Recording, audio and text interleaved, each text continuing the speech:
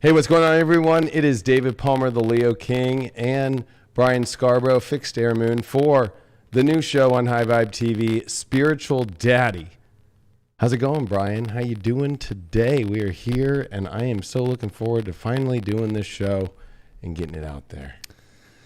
I am too. I'm really looking forward to it. Definitely going to be exciting, funny, real, all the stuff that, kind of like Deep Love Tarot brought, but in a different format. But deeper, too. I mean, yeah, I was going to say, like, Deep Love Tarot was such a powerful show. I started it in May of 2019, and it was a show about really helping people through love and helping people to figure it out through the tarot, and it was about dropping those bombs on people of truth in a very divine masculine way, and it triggered a lot of people. But it served its time, it served its place, and I feel like it's evolved to now. And you used to do Deep Love Tarot with me, which is really cool. But I just feel like this show now is going to address, in the kind of crazy world we live in today, that fashion of that, I don't know, the divine masculine is it's been weird to watch it kind of be crushed. And we need to resurge it back and have the conversations that it's interesting the divine feminine's having about the masculine, but the masculine's really not getting its voice in. I completely agree. I'm seeing that there's some static on the mics in the chat, so it's just us trying to do this together with no one producing. So I'm going to go listen to that real quick and see what's up before we get too we deep. Have static? Oh, no. Well,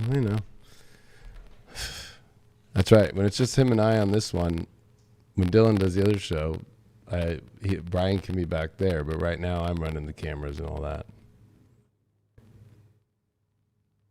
Oh, is it because, I don't know. It seems like it's more on a digital end. Yeah, it might be on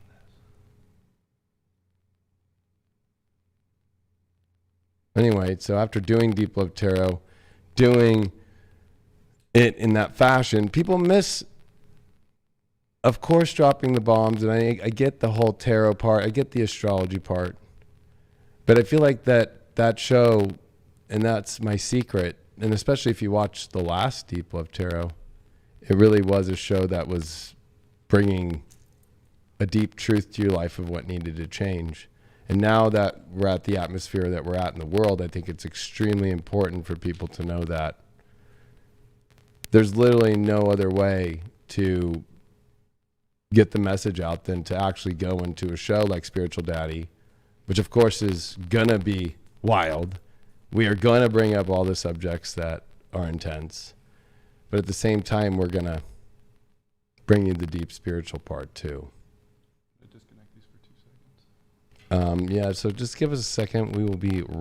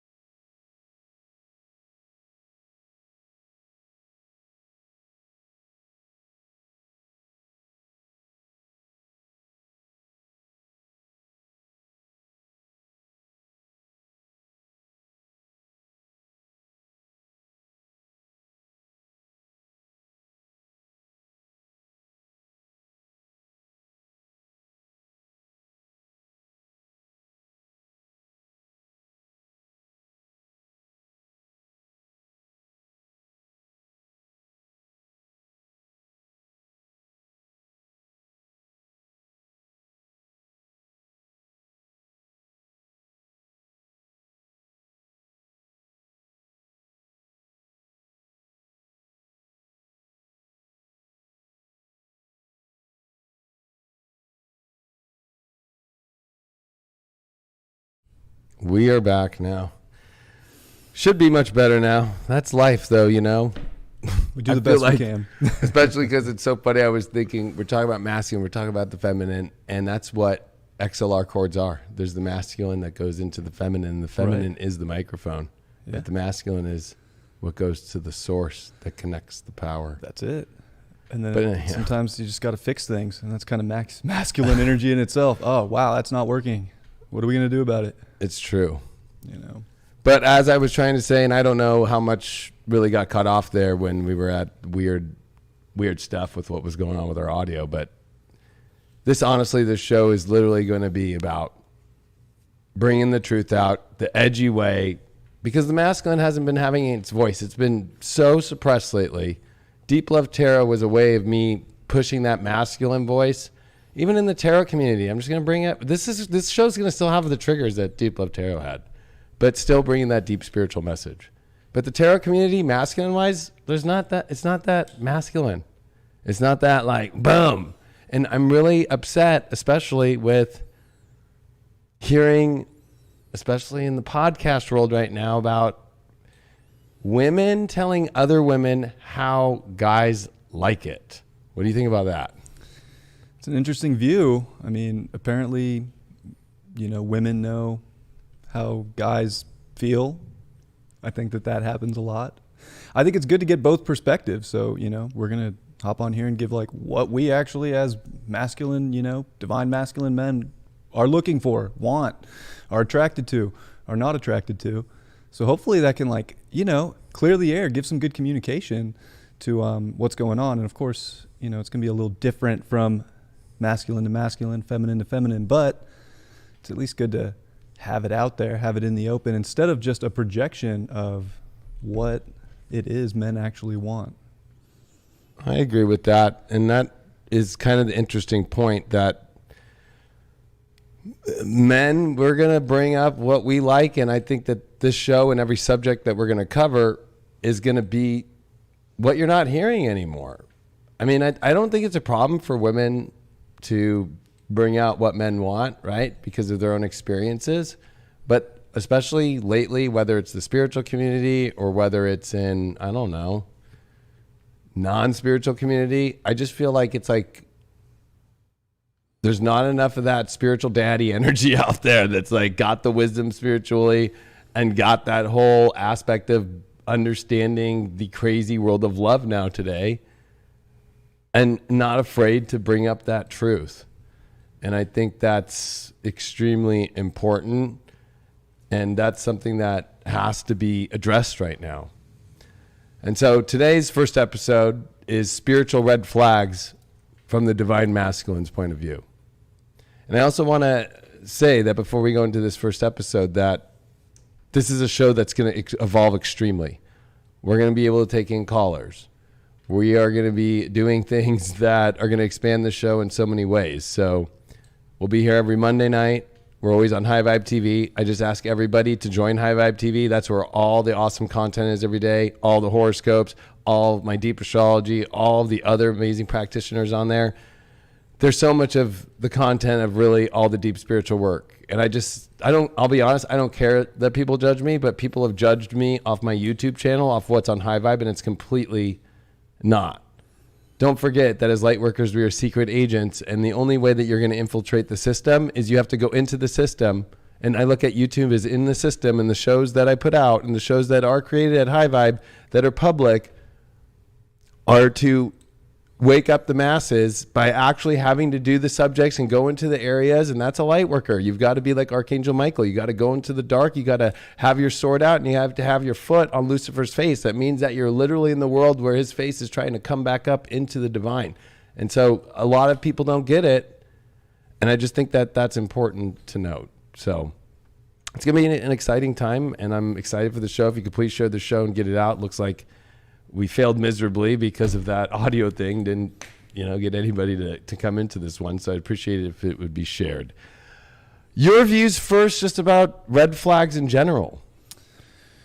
Well, they're out there. I think that it's best to, have an idea of at least what you really like, so that you have a set of boundaries and a set of red flags to get yourself out of trouble sooner if you don't have some values and a sense of, what you are looking for, then you're kind of susceptible to a lot of things that you probably don't want to get yourself into. So I think that it's good, for everybody to have some red flags when it comes to relationships. I don't know if we need to base, we don't want to judge things too soon.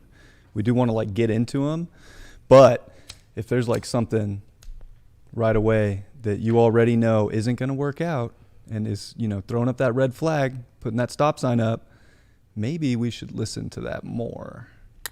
So I want to ask you first then, Brian, what's something that for you comes up as a spiritual red flag, as a divine, as a masculine, when you're out there dating or you meet women out there in the world? What is one of your things that is the biggest, or maybe it's kind of hard. Sometimes there's not one thing, right? But what is one thing that really kind of gets to you, I would say, the most? I think for me, I'm pretty open-minded, and I want to give people the benefit of the doubt for the most part when I meet them and see what unique qualities they're going to bring to the table. But one of my big red flags for sure is a complete difference of values or difference of beliefs. And that can be spiritually. I mean, it could even go into politics or a lot of different, levels that our reality operates on right now. But got to be in somewhat of an alignment of where I feel my soul purpose is going and what my soul values are. And if I can tell right away that those values are not going in the same direction, I'm out. I'll be friends. I'll be cool. But when it comes to dating and relating, nope, bye-bye. I'm out. So belief value-wise, what are some of the values for you as a man that you're just an automatic, yeah, if it goes not with those values, then I'm not going to do it? What is the top stuff that really, I think, whether it's in your beliefs or your value systems for you, that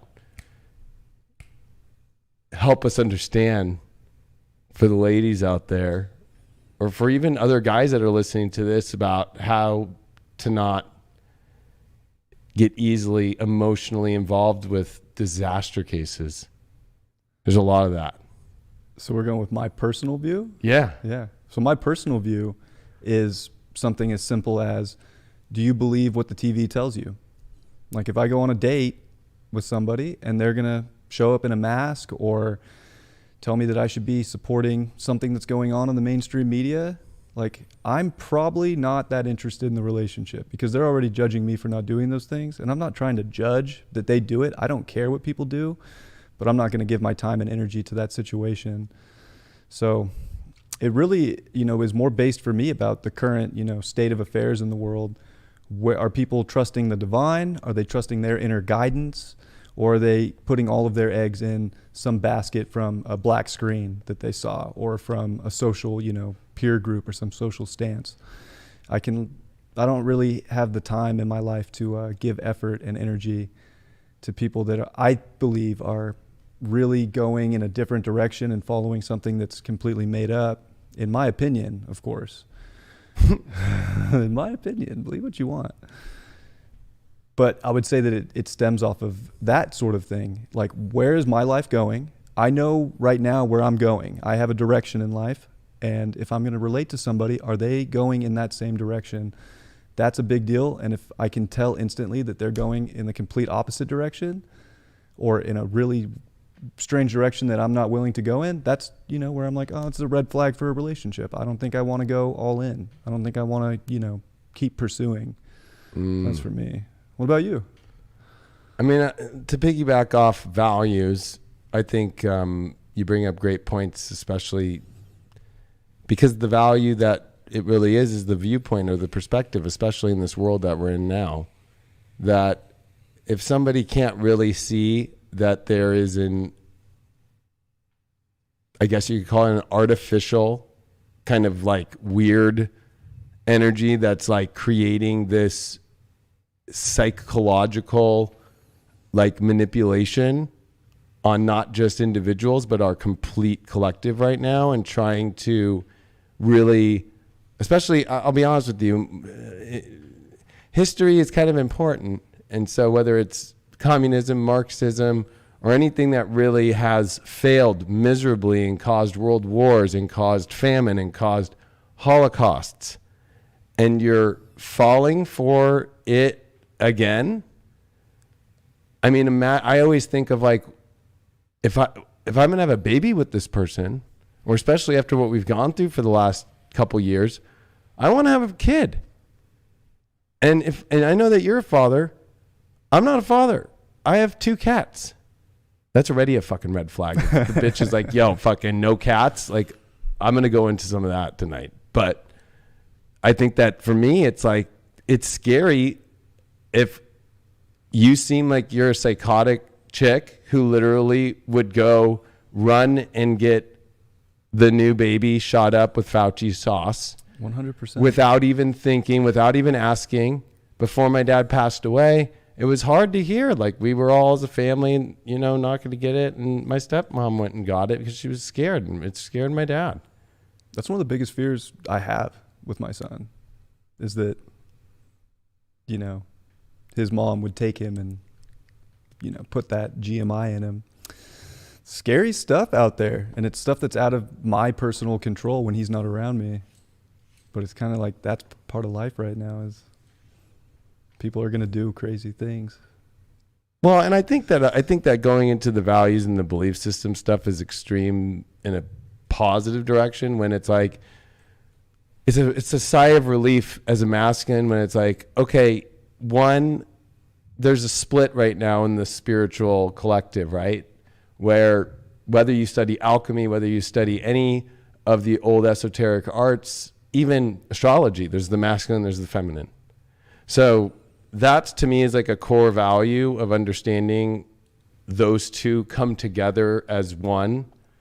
And especially in my Hypergate school, I teach about how that's truly the way to connect out of the matrix, right? Like, there's that divine union energy. And so there's so much right now that's going on where there's this split in the collective, where especially there's like this feminine movement, which I have nothing against, but at the same time, there's a hyper extreme version of it. Like, I need to be an independent woman first, or some weird way of that, like trying to be more like a man and trying to be a hunter-gatherer, right? Instead of like realizing, hey, we can together, I've already done all this and you can still go do what you want, but like, let's gabble our kibbles together and let's go make a great life and a great love. But there's this whole like, I need to prove myself first. Mm-hmm. That's much more of a guy thing. The only reason I even got to build my own businesses was because I was like at 26, 27, like, fuck, if I am just going to work this horrible 9-to-5 that I hate, or be on unemployment, which I was, no chick's going to want me. It's different though with women. A guy will swoop you up if you're unemployed and you don't got no money and you're 50 years old. It don't matter. No. But, you know, it's like, it's different as a guy. We have to deal with that, you know.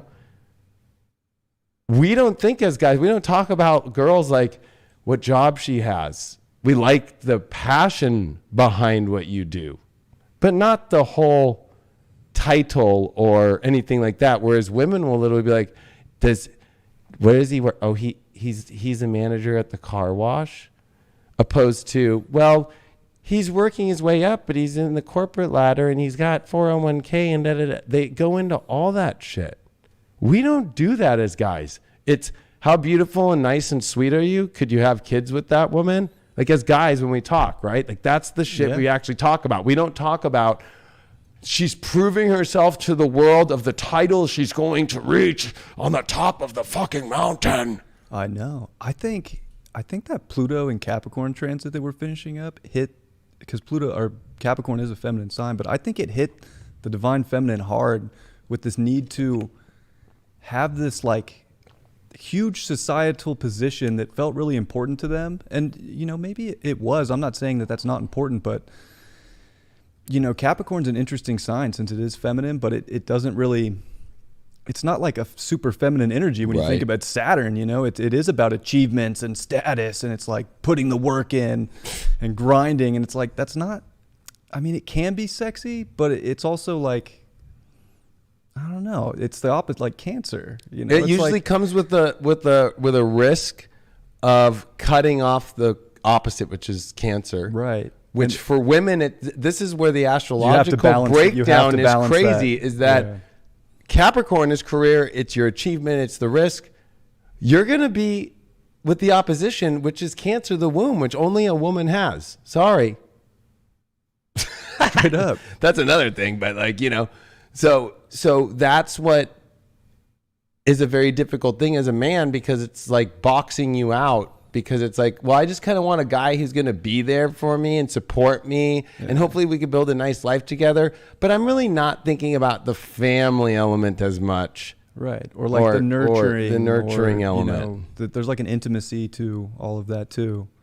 That can get left behind if it's just, if you get two people that are just all about goals, then do you have that personal, like intimate connection with them? And like, you know, that's an interesting split. And I would say that Cancer energy is something that we've had to collectively, you know, put some focus on in our lives. That would have been like the spiritual intent with Pluto in Capricorn, putting this hyper fixation, this hyper focus on all these crazy societal achievements and how to reach higher and do more.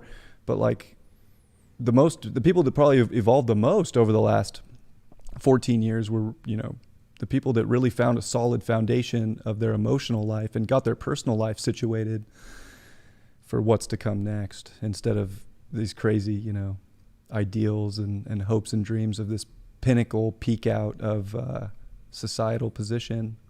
Right. I mean, it's kind of weird too, because I love how Michael Luton has a picture that he drew in the 80s, and it's a person, because it just shows feet that he drew, and it's at the top of like a 100-story building in New York City holding an Oscar by that person's self, and there's nobody around. Right? So it's like you can reach really big pinnacles or peaks in career or anything like that, but you know, at the end of the day, it's empty without coming back to a nest or a solid unit or a family or anything that's deeper. And so for me, like my big red flag is not that, even though it's part of it. I would say it's the energy of being afraid to see integration and how much power there is in that. And there's a lot of things that come with that. Like I can easily see what kind of woman is boxing out that integration. And animals is one of them. And I know I've talked about it before on more full disclosure that's not been out to the public, but like, you know, the divine masculine wants to show up and take you out, especially for a date. We don't want to, if a guy's not willing to like be like, hey, let's go do something awesome, right? Let's go on a trip. Let's go camp. Let's go, for me, RV, or let's go to Vegas, or let's go this. And it's like, I can't go without, like, I have to bring my animal with me. I have to. Like, if I can't do that, then I'm screwed. Or I have nobody that can watch the animal or anything. It's like, your relationship is more with your animal than being able to learn to integrate and find a way. It's like, how are you going to go into all these other areas in life when you've lost yourself so deeply into, whether it's an animal, whether it's your job, but like not being willing to open up life and realize, gosh, how could we make life greater and better and work through situations to come together and bring all that we both have together, because it's really about trust. And so for me, I can easily tell, oh, you've got trauma because what, you think guys are fuck boys? That's you know? a red flag too. This is all going into my red flag, where it's like, oh, you've dealt with fuck boys? Oh, you mean you've dealt with guys who you just willingly went together, went on a date, both liked each other, and one person didn't like it after who knows how long, that's called dating, and then moved on. And you're upset and you have trust issues because of that. Those are also accountability issues. It's accountability issues. It's all those kind of things. And it's like, you're automatically already going to have crazy, weird, haunted house vibes about anything intimate or anything spiritually connecting, because you're afraid that, oh, I don't want to get like ripped apart by that person leaving. And that's what's going to manifest. 100%. That's what's going to manifest. Yeah, I'm on the same page as that. with the animals. But more, I mean, another red flag for me, to build on top of that, is if I go on a date with a girl or I meet a girl and I'm kind of interested and all they do is talk trash about exes, whether they were dating or relationships, it's like, so what, you're going to put all of it's on these guys, like all these different cases of these different guys that were all the bad person, all the bad guy. It's like, okay, spiritually to me, you're not taking any accountability. Like what's their side look like? You're just saying your side and how they all did you dirty, but why are you attracting, even if they did, like, why are you attracting that energy that's just like constantly throwing dirt at you or constantly doing shady things? Would that not, say that there's also shadiness going on that side? Ooh. With that, I mean, so that's another red flag. If they're constant, like either gossip or shit talkers about exes or other guys, they're just throwing shade at the masculine energy, and they might want it in the moment, but there's an issue deeper than that. Well, and I think that's an interesting way to kind of go into something I want to talk about this, because this masculine energy, right? Like when a woman is not allowing a masculine to be a masculine, like I've been told I'm too loud. My cars are too loud. I work hard. It's like the whole idea of like wanting a guy to be like a prop piece. It's like switched. I always say I'm 20 years too late to the party. Like at the beginning of the 2000s, it was like being a successful man was like what all the women wanted. Now, terrified. Women are terrified of that. It's like they want the loser that they can control, that they can have control over. Yeah. They want the guy that doesn't have like everything figured out and doesn't have that, so they feel safer because they know that he won't leave in some sort of weird way because he's not going to get better. It's very sadomasochistic, It's but in a fucking flipped creepy. role where the woman's more of the sadist and the man these days is more of a masochist, like almost looking for that women's direction or women's guidance, which is fine in certain situations, but all the time to be like in that situation, ooh, red flag. Control's not good in relationships these days. It's not. No. It's not ideal. Either way, whether it's the man trying to control every situation or the woman, that's not going to fly in where we're going with this Aquarius energy and Pluto. Like we're going to have to relate in different ways, and that controlling aspect, it's got to go. It's got to go because as an astrologer, Leo, that rules love, romance, and then Scorpio rules sex, intimacy, bondage, trust, which is feminine. And then the heart, though, is masculine. Yeah. So if you think of the divine masculine meeting with the divine feminine, it doesn't matter who you are gender-wise. I'm not somebody, if somebody is whatever they want to be, but it's whoever is that masculine role. And I think that's the most important thing. That masculine energy is what's going to create the energy of love, but it's the feminine that allows the boundaries of what's going to be brought in. So as a masculine, we're not here to try and force our way in, but we're going to do everything we can because we really like what it is. Like we're attracted to it. We're the bees that are attracted to the honey, but we're attracted to the pollen. And as women, I think another red flag for me is women who have turned off their beauty thing and are triggered by other women that are beautiful, or triggered by other girls on Instagram, 100%. or triggered by that because they don't have they have issues with beauty. It's self-worth. And they have issues with like expressing their beauty because they think it's bad or societal. But I always refer to the 1700s and the Victorian ages of, women, you dressed up and you fanned. And as a guy, we would approach you to fan. If you were fanning, that's where we get you're hot from.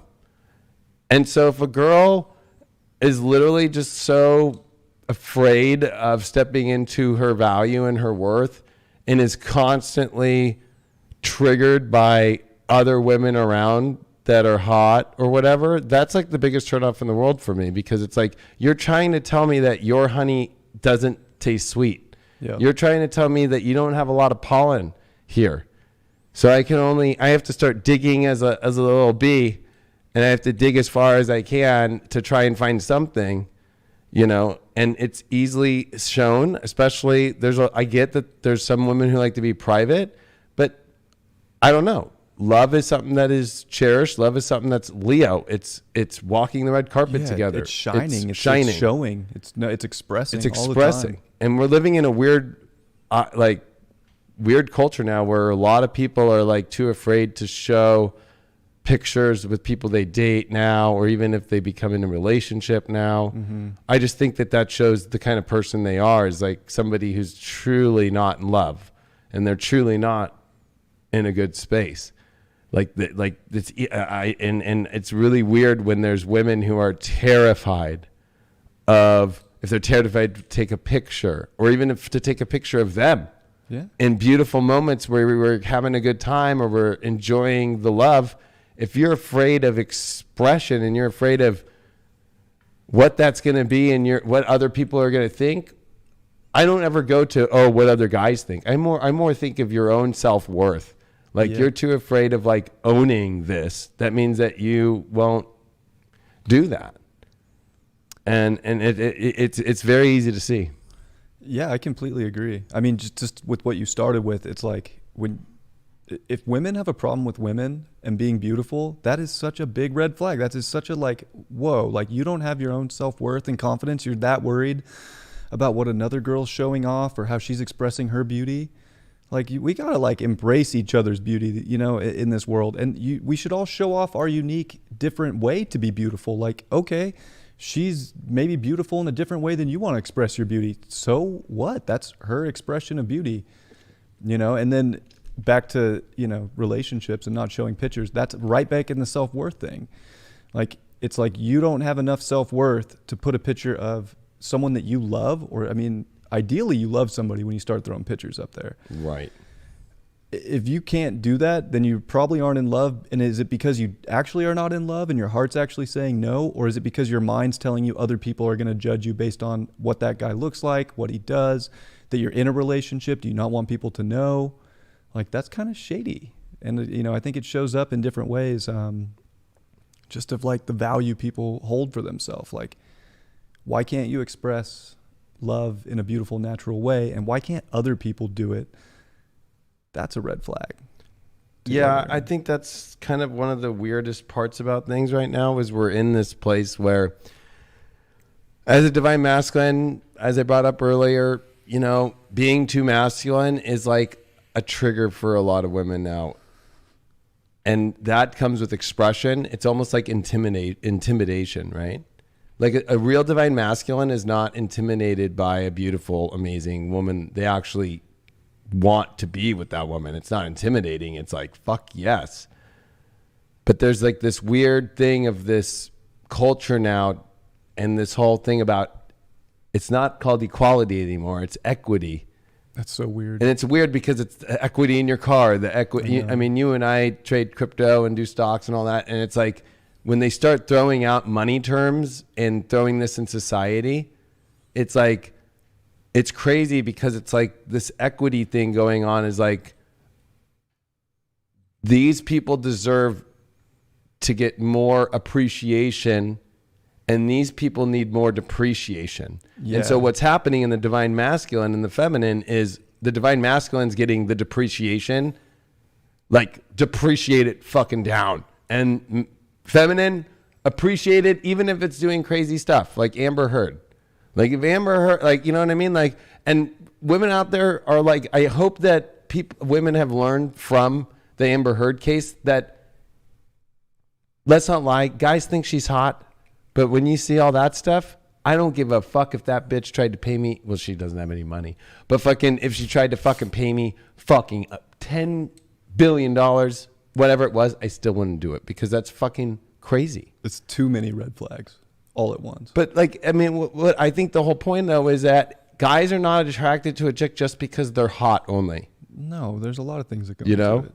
And this whole weird equity thing has made it to where being a man who's successful, being a man who's down to create, manifest things, build things, have guy friends and make shit happen is fucking terrifying for chicks now. It's like, oh God, because I think it's a self-worth thing. Like, oh, he might find another hot girls because all women are looking at all day is fucking Instagram and all these other girls. And now there's OnlyFans. And then there's just like so much competition to them. Whereas I'll be honest, as guys, we're all not even looking at each other as competition. We're all banding together right now. And the divine masculines banding together and making things happen and having great times and enjoying ourselves. And we're not like, oh, dude, like maybe she'll like him more. And we don't even do that shit. No. We used to. I'm not going to lie. That was like a thing. That was a thing. Yeah. But now to see it on the women, it's fucking nuts. And that's what's causing the problems for divine masculine.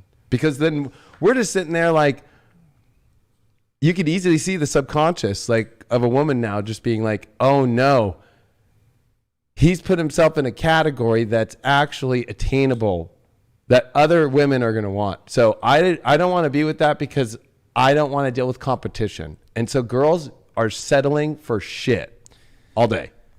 Well, I think that has something to do with the control stuff we talked about earlier, and it piggybacks right off of trust. Like, women don't necessarily want their dude to go do dude stuff with dudes because there's a lack of trust, and they feel like they can control some future outcome that is in maybe their mind. I don't know.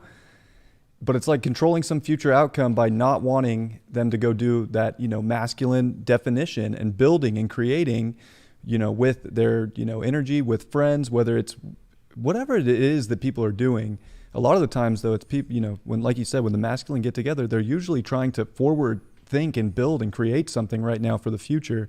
It's definitely not the same game as it used to be, where it was just, oh, let's go out to the club and, Right. It's different now. So it's like, if you can't open up and trust that divine masculine man, if you want a divine masculine man, is out there creating and building with others, that's not good. That's not good either, because that's just control, like trying to control a situation that hasn't even happened or manifested, but that's almost putting it out there and making it manifest in some way also.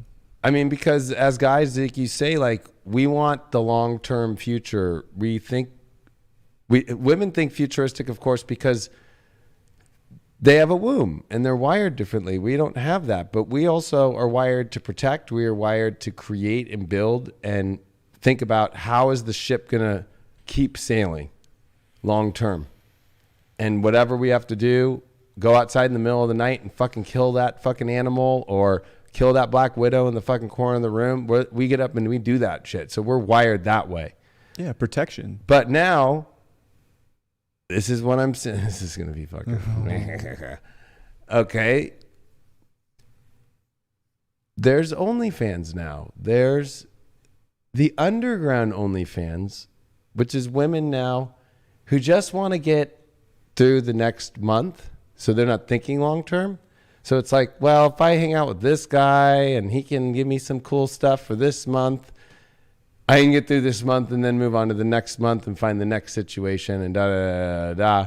And so it's really easy to see right now that, like, women used to be like, wow, who can I find long term with? But I'm trying to uncover through the astrology and everything, especially with this Uranus and Taurus and with Saturn and Aquarius and this big square we've been in right now.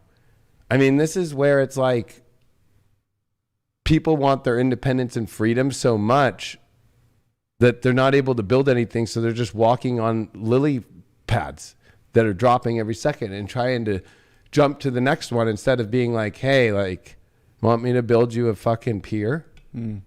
Let's build a pier to get across this. And right. It's like really weird to see, as my years now being single now for 3 years, of just women like, I just want to get to the next month to get wherever I need to go, and whoever can help me get there, and then skedaddle a little bit. And it's like, I want to open up the conversation about, like, there's that whole thing about ghosting right now. To me, that's not a red flag, ghosting. If a girl ghosts me, I'm just like, well, then that's not a red flag. It just means it's not. We just went our separate ways. Yeah. It happened. Right? But I always find that it's like, oh, yeah, you still had that other dude that you were talking to, but he's the one that you feel more comfortable probably with because you were afraid to maybe ask me, like, hey, you Which need is help with fine. your rent in life, or you need help with a place to go. There's a lot of transient energy now out there, especially after the last 2 years. Yeah. What do you- Depending on how that's used, it's very manipulative. It is. And that's not good.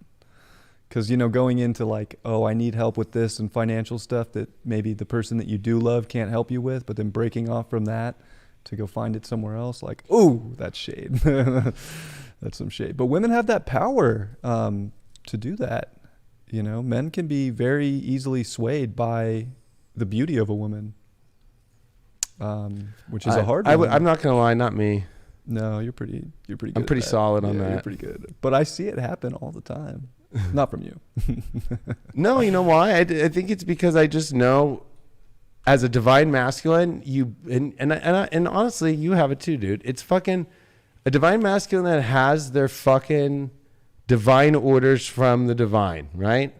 And their mission. And this is where I don't think there is such a thing as ghosting. Because anything in life that's not meant, people come into our lives for a reason and leave for a reason. And we don't know the time. And we don't know the timing. Yeah. And people are forgetting that when you're on your mission in life, if people come and go, like I went through a fucking divorce. My life has not changed. I'm still here looking at cameras, still doing my same routines and my same everything. Nothing changed. And that's how you can tell, because when you're in a position in your life, and if somebody's going to go and somebody's not going to call you back or somebody's going to peace out, go watch how much their life is changing. Or if somebody leaves, it means that you weren't meant, and they're on their path and they didn't feel like you fit in right. Yeah, whatever the case is. And so it's I don't care how beautiful a woman is. Trust me, I've been there fucking, and I've been like, ha ha, but it's not going to really work with this reality that I'm in and this mission that I'm in. So I agree. That's the core of a divine masculine is I have a fucking mission. Straight up. It's a spiritual mission and nothing gets in the way of that. And if we can't find someone that wants to be all in with that too, or at least support our all-inness, then things go. It's very Scorpio. It's that back to that. You're either all in or it's a magnet and it's fucking boom, or it is repulsion the other way, and that's life. And we have to be able to use that side of it too. It's like, yep, magnet flipped. You can feel it pretty quick too. Like I feel like this whole idea too of like lists, right? Like they've got to hit this list, or that also comes with timing too, right? Like it's like, well, I've known this person for so and so long now that fucking whatever. It's like all my relationships, and I know some people will say, well, you're not in a relationship, so those didn't work. It's like, God, how many relationships in our life come and go, even if they're with us until they die, right? Like, but there's that hole where it's an instant, just there's a fucking yes, there's a light up, there's a magnetic, and then there's also where it's just like you can hug a person and feel like I don't even feel anything. So that's a sign of like that's not going to really work. That's so true.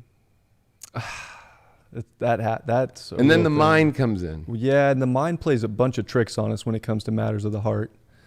I liked what you just shared on Instagram, with Christopher Witecki, and he was talking about the heart. I thought that was cool. And yeah, that was 10 years ago. 10 years ago. I mean, just how important it is to listen to our heart, but our mind will try and tell us so many different ways not to. It'll give us every excuse in the book not to.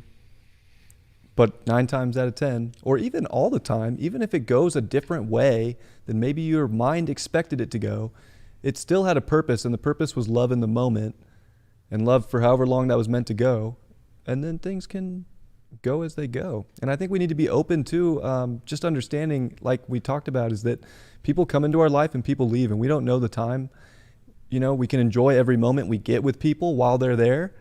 But if something happens and that just, missions for the individual split, it's perfectly fine. Whether they have to go learn a bunch of other things or whether you have to go change and learn a bunch of other things, there's just a reason for it from a different perspective. And some people have to go through more of that in life. And some people, come together in their divine, union quick. and live happily ever after. We don't have the full keys to that algorithm. No, So we don't. It's But kind of an experiment, and like, oh wow, this is sticking for a long time, or that glue got, it's not sticky anymore.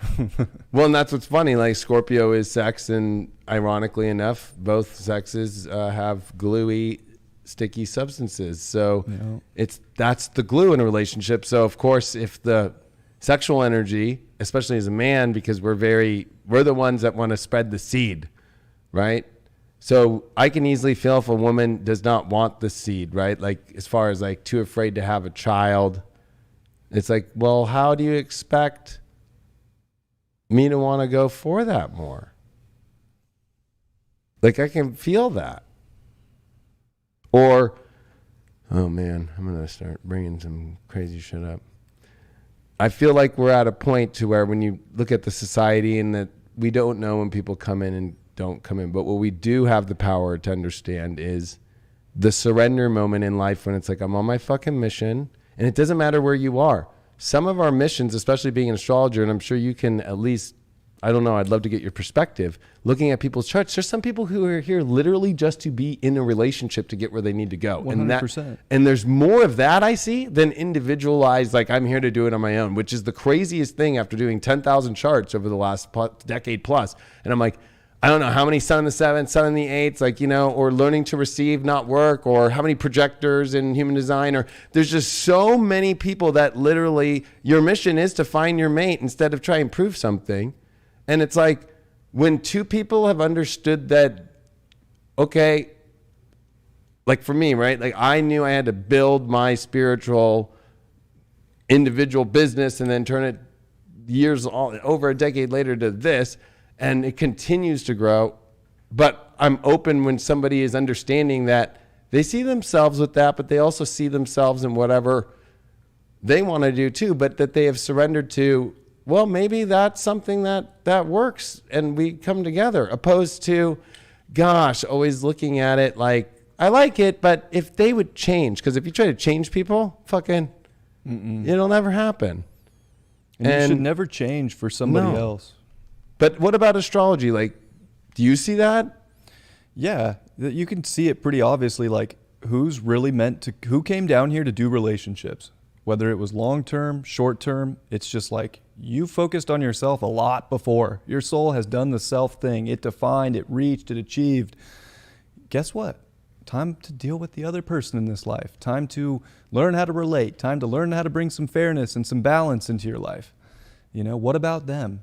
There's definitely that goes on. And then, like you said, it's the same. Like some people have a mission, and it's more about finding themselves and their direction and their, defining energy in life, which I found out is more me in this life, which, trust me, I wanted to go and do all the relationship stuff, but it always blew up because it wasn't the right path. So the more that I've been able to go my own direction and define my life and build something for myself, the more I've achieved, the better connections I've made, and even the better relationships I have found since then have shown up. Maybe they weren't as long term, but they were solid when they were there. But then it was easier to let go because I could see, oh, there's a split here and I need to go my way, and I'm not going to change them. They're going a different way too. And like let things go in that direction. Well, and I think a lot of this comes down to like trauma that people don't realize. Like you have to heal yourself to be in a good place, but you also have to remember that you can still take on something beautiful in the middle of healing. That's probably part of your healing. So there's always I'm going through a lot that I need to figure out. We do this as men, women, both sides. I think the divine masculine actually kind of looks at the best healing as the moment of, we're warriors. Yeah. Right? So we can have huge wounds from war. And especially, I was in the military. My girlfriend in high school that we were supposed to get married, all that crazy stuff. I went in the military, went to boot camp, got the letter. She was a senior in high school. I was 18. And I get it. I wasn't upset. I got ghosted before ghosting was a thing by a letter. And I can't just like respond back. I have to wait 3, 4, 5 days so I can get to a phone. And that's not an easy phone call, right? That I'm having to sit and think about in fucking boot camp. But, you know, it's one of those things where it's like, as a warrior, we get wounded all the time, like doing things, making things happen, trying to push, especially the masculine energy is very, very powerful, especially in this crazy world we're in right now. It's been weird to see so many men not stand up for human rights, not stand up for fucking the crazy atrocity that's happening right now and how woke a bunch of men have got and just follow the herd wherever the fuck it's going. And the virtue signaling. And the virtue signaling and wearing a Ukraine shirt and all this shit when they're not even fucking looking at what the fuck's going on, right? And you're seeing Jordan Peterson just be taken off Twitter. You're seeing like all this stuff where it's like we are dealing as the masculine as like this warrior that is constantly doing it, and we're healing ourselves. And when we're looking for our counterpart, that's part of the healing process to go into that. Like, oh fuck, at least there's some sanctuary of love here that's better than just fucking being alone and licking your fucking wounds and your scars all day and putting salt on it and pissing on it. It's like, that's a big red flag for me. Like I've been through a lot and I still can't get over the shit. It's like, you can't get over it and move on and fucking step into something better, especially if the dude was a scrub and you were paying for him and you were doing all this shit and you can't get over it. And you actually could be with a guy who could actually show up and be a gentleman and court you and do things of chivalry. And that's what's crazy is guys who can actually do chivalry and take you out, take you to an Airbnb for a weekend, go do all these things. Women don't want that now. I'm telling you, it's fucking crazy. Women want the guy that they can control, that they can see in their little parts where they want in their life, and then fucking have their moment to go back to whatever the fuck they're doing. Some of them don't even let you in their house. That's fucking crazy. What would you say? How do you feel about this? Because I think this is, kind of going to trigger some people. But bring it. The obsession with healing is very interesting in the spiritual community right now. It's almost like a great excuse. I understand that we are all healing, and I think healing is powerful and great, and we all have to go through it at times in life. But it's almost like this blanket that people are wearing instead of with a pacifier. With a pacifier, and it's just like people don't want to go experience a connection with someone. I'm healing. Like people are literally turning down opportunities to respond in life because they have some obsession with like I'm still healing. But who's to say that a relationship or a connection or just having a good time wouldn't be like medicine in the situation? And it's like, yes. No, I'd rather just sit here and lick my wounds, masculine or feminine energy, whatever it is. It's something I've noticed just in the spiritual community is like there's this obsession with healing right now, which again, I think it's good, but damn, are we really going to let that dictate our life and our experiences and our relationships and love and happiness? I mean, if healing makes you happy, which I think it can in the end, but we got to find happiness in the moments too. I mean, I don't know. I got to say this because it's got to be said. The healing thing is one part, but what if the healing medicine is even being ghosted? Like, what if us as light workers and somebody comes into your life and it seems great and then it doesn't work and they're like, gosh, you're bringing up all my trauma and It's like, well, good. Bring it up. Good. Fucking expose it. It was to fucking maybe your little cycle of whatever the fuck your issues are, and you're trying to project them on me. Fucking it's like the craziest is when, as a guy especially who fucking works and makes shit happen in a fucking crazy world and now in a crazy economy and all these things, while these other fucktard dudes out there that call themselves masculines are not and look like fucking chicks, fucking act like chicks, and fucking don't have fucking the balls and don't even have fucking tools. Right? And fucking in the middle of millions of things to make it happen, to be able to support the very rare place to even go anymore left in this world. And if you don't talk within fucking 1 minute of the text or fucking 1 hour of the fucking phone call, fucking, it's like you've already ghosted him. You're bringing up my trauma. You're bringing up, it's like fucking. I was on my mission. Wow, I was on my mission, and then starting to throw. Is it because I do this? Is it because I do that? Is it because I do this? It's like bye. See ya. Yeah, I've had people. Now you're running my brain for me. You're running my computer for me. You're running my heart for me. Like you're trying to go in there and understand something that didn't even exist.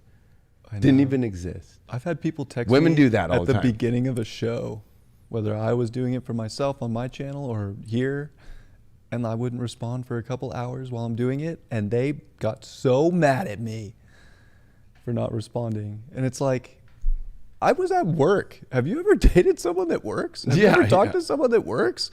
Like, we got stuff to do. I don't know. I used to be a little jealous when I was in my 20s. I used to be like, oh, they're not texting back and get a little upset. Thank God I worked through that in my life. But I'm at the point now where you could text me back 2 days later and say, oh, wow, I was in a crazy situation in my life. And I'm like, oh, word. You want to talk about it? Yeah. Let's talk about it. If not, fucking, what are we doing tomorrow or tonight or whatever? Straight up. It's fucking weird because, like, especially there's this weird thing with women our age and in the 30s that like guys in their 20s. I think it makes them feel younger. But they don't show up. They can't show up. They don't have anything. And it's like they want to be moms by taking care of dudes. And then so they're afraid to go into the real waters of a real dude.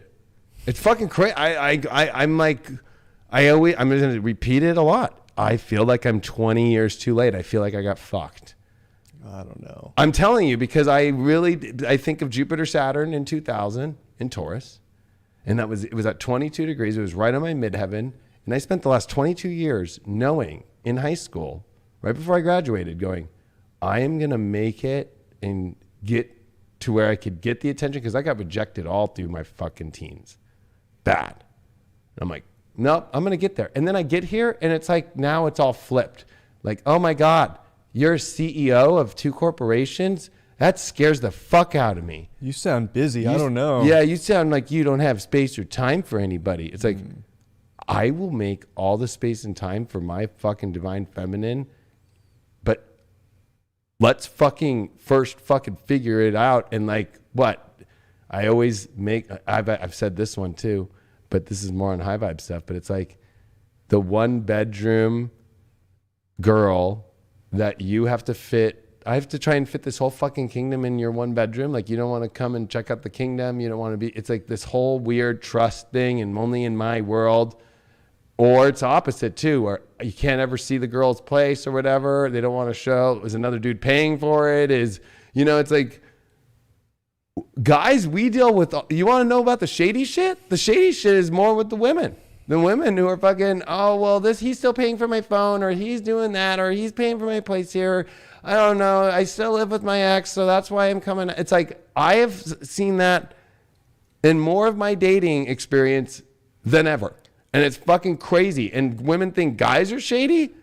Like, it's just shady if it's not talked about. It's not talked about, like, but it's happening. I don't care.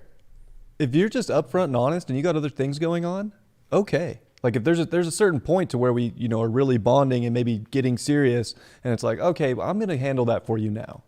That person doesn't need to handle that for you, and but like in the initial beginning, like, who cares? I don't care if your ex still pays for your cell phone bill or if they pay for your car or whatever the situation was. That's in the past. We hyper fixate on the past too much. Yeah, but it's when they don't say it. Yeah, that's not cool. And they act like it's all handled. I got it. Independent woman. Independent woman thing when really it's not. Or just this whole idea of independent woman literally means independent woman. I'm not going to have a relationship. Yeah. But I'm going to act like I want one. And then and especially as women get older and they haven't had kids, they have a timer. It's true. And I've done, I don't know, probably only like 200 to 300 out of those 10,000 readings where women have been like, my timer's getting up, and I'm like, it's not about your timing of having a baby as much as it is your issue with love and trust that you know, and especially I see it with their animal. Like they put too much into their animal and treat it so much like a human that there's nobody that can come in. It's taking all the relationship space. All of it. Like that's your relationship. Yeah. You know what I mean? Like that's your relationship. Like you can still have a relationship with your animal the same way, just without the fucking like. Yeah. It's easier to have that relationship with the animal. You know it's not going to go cheat on you. Just as much as we have to create space as men to get out of our careers or whatever to make space, women have to get out of their relationship with their animal for a fucking weekend. Like, can you go anywhere without a weekend without freaking out? It's an animal. It's an animal. It can fucking survive better than you. You know what I mean? Like, that's the craziest part. And I love animals, and I have animals. But I have no problem being like, gotta go, motherfuckers. I love animals too, but I know I've had dogs in the past. It is a big responsibility, like having a dog. Cats are easy. Of course cats are easy. When Dogs, you go for 5 weeks, fucking, you have to find somebody to take care of them. But dogs, I mean, honestly, a weekend, like dogs, because you legit, like they leave some big turds laying around. Like you don't want that thing turning up your home. Eric and I had 4. Like it's a big responsibility. That's a big reason I don't even want a relationship with 4 dogs. I got too much going on in my life to deal with a pet. I'd rather welcome in a relationship. You know, pets are a lot of work.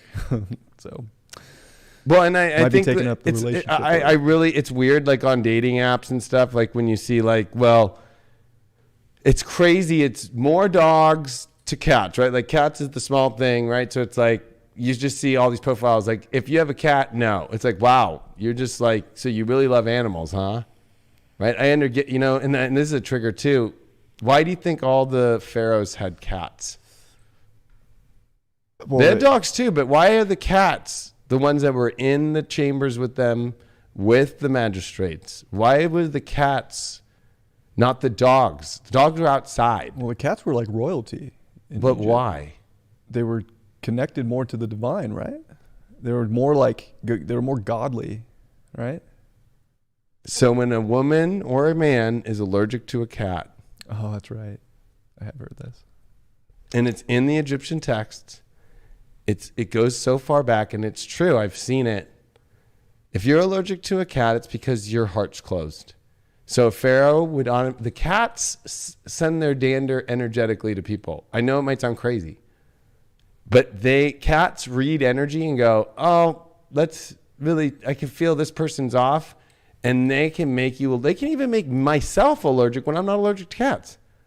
If I'm in a bad space and I'm not in a good space with them, boom, I'm starting to sneeze. I'm starting to be like, what the fuck? Why are my eyes itching and shit? Yeah. And I'm like, oh, I need to check my heart right now. I need to check my space. And it's the easiest way to know. Cats are the easiest way to know, okay, this person coming in this fucking kingdom is literally not going to be good. Yeah. So it's like one of those things where, and then like, you know, we're at a weird space where it's like people are like fucking so crazy about animals. When I was on Steve Harvey and I was trying to help that one woman find love, and this one of the 3 dudes that was up there, the Sag, was like, well, you must like dogs because I have dogs. And she's like, I have dogs too. And Steve Harvey's like, basing the relationship on fucking dogs. Like fucking like, if you're one of those people, you're basing your relationship off a counterpart that's outside of yourself and not you too. And that's fucking scary. That is scary. It's got to be the humans. You know, everything else is kind of an accessory to the relationship. You don't want to base the relationship off whether it's, oh, you're into dogs or I'm into dogs or I have dogs. Do our dogs get along? Like, it definitely needs to be deeper than that. That's way too surface. I mean, it's nice to have that similar connection and things meeting in alignment, but that can't be the only thing. Well, so to finish this pet subject, it's easy. The red flag for me is more about how the animal controls the girl, because it's very simple to know. One, the animal acts up. It goes crazy. I'm like, oh, so you haven't showed the animal yet that you're the one taking care of it. You're the alpha male or the alpha female in the pack. Pets reflect the character of the owner. And they do that too. Big time. But there's that whole like, well, I don't know if I leave my cats for a couple days, fucking they'll like cause a fucking ruckus. It's like, oh, you haven't shown those cats yet? Like, who's boss? Yeah. Or with the dog, well, if it's around kids or it's around this and it's around that, it goes crazy and I can't be away. That's what a guy is for. That's what a guy's for. But if you're not going to open up to that because you're going to just, again, freak out about your animal so much, instead of learning already by saying, you know what? Yeah, I'm throwing it to a sitter for fucking 3 days to go out with you and see life and let that dog fucking learn for a second. Oh. Or let those cats learn for a second. Oh. That's the problem. There's honestly, it's like I'm literally watching, especially when you see the woman with the big fucking dog, the big dog. It's like, oh, you already got your big dog in your life. You already got that big fucking swinging dick next to you all day. So, like that's your little safety thing, and that's your little like, oh, and it's usually because they were with some ex-boyfriend that was like shooting up roids, and fucking, or was just trying to act overly masculine. Usually aggressive those dudes masculine. have the small dogs. Right? It's kind of funny. I know that too. But like there's that whole like really weird, like I put my energy of my man as my dog. Yeah. And that is fucking the most unattractive shit I've ever seen in my life. It is so, because the women don't even realize, and then they get to their late 30s and into their 40s and then they're fucking alone and they don't understand why. It's like there it is the whole time. Like you've lost yourself into the animal so much that you forgot about humans. And that's fucking terrifying. But, you know, like it's like how kids lose themselves into teddy bears and somebody finally goes, you know what? You're done with the teddy bear now. Time to get a real friend. Or women who have kids where their babies or their kids are still sleeping in the bed with them in their later years. Like, I know. They don't realize what they're doing. And then nobody's ever going to get into their life because their kids now are so attached that they still feel like they're in the womb that you can't even get freedom in that space. Yeah, no separation there. Oh, this is some deep shit. That's some deep. I've witnessed that one firsthand. That was a hard one. What? Example? Oh, just someone I know very well that can't separate the bedroom from the child. Can't let the boy sleep watch. on his own. Let the boy watch. Yeah, it's a joke, but that's from fucking Eastbound and Down. Watch. Yeah, I mean, in that situation, if you're gonna be sharing that bed till they're 8 years old, let the boy watch. Like, I mean, where is it at that point? You know what I mean? Yeah. And that's the other thing too, is like, gosh, I hate to say it, but all of us heard our parents fucking do it. More times than I could count. Right? So like there's that whole other element too of like you like the energy of like not knowing how to surrender in women is so unattractive. Like not like, and forgetting their own, like trying to avoid what they went through that might be an issue to them in some sort of way. It's like, wow, like did you actually check around yet and see if everybody else went through that? Unless I guess you probably lived in if you lived in a Mormon house, you might have seen daddy fucking bringing home fucking 7 other fucking ladies around the fucking house. But, like if you're maybe in a super Christian home or something like that, maybe, maybe not. They were doing it and wearing a cross and saying, Jesus says, don't wake up the kids. Don't wake up the kids, Jesus. Yeah. For Jesus, be quiet for Jesus. And stay in missionary only. There's a lot Jesus of would have sex. But then there's a sad part to it all, where there are women who have been sexually abused, and there's that where that's not a red flag for me. But it's like, if you're not willing to like deal with it, like there's actually like mental disorders out there of like women who like literally are like afraid of talking about sex or even talking about masturbation or anything like that. Like if you bring it up, it's like, Yeah. And it's like, you know, it's like if we can't work through this, or you can't go get the help. Like I had panic disorder, I had anxiety. I fucking went and got help, you know, and like that whole like dominating spirit of I can manifest even through every problem in the world is another red flag. Because I'm like, what? Like you're not going to go get the help that you need in some areas? Like you think I built this whole thing by myself? Like you think I didn't ask for help? Like, you know, like fuck. It's fucking weird. It is. I mean, I'll happily show compassion, especially for, you know, terrible things like sexual abuse or something. Like, I'm so willing to work through a situation like that, you know, without judging the person on the situation. That was clearly a moment where they lost control. Like, that was a moment where they didn't have control in life and somebody else took control. And it's so sad and unfortunate. But it becomes a point where it's part of their healing. And you know, there's only so much a man can do to, you know, try and be supportive and help. Like you said, you know, there's other ways to have to go do that. Especially if you've given it multiple times, like yeah, so I many. think it's definitely worth trying to help and be there for any terrible situation in life, you know, for people if you care about them. But at a certain point, there's only so much another person can do. Some things are just on ourselves to experience and work through. And, you know, hopefully get through that situation so you can, you know, love again or trust again or be intimate again. But yeah, wow, I mean, that's a hard one. I couldn't imagine. So no, I know it is. It's a sensitive subject and it's a sensitive thing. But when you go through it for so long and it keeps being the crutch that's used to block the full integration, because it's really a trust or an intimacy or an eighth house or a Scorpio issue, right? So it's like, I'm willing to go down in the darkness with you, but instead of jumping in the fucking pool the way that we all do and I like to do, we'll walk in step by step in the baby pool and then go into the pool and then go into the jacuzzi and make sure like you feel good with the pool. You want floaties, like, you know, whatever you need.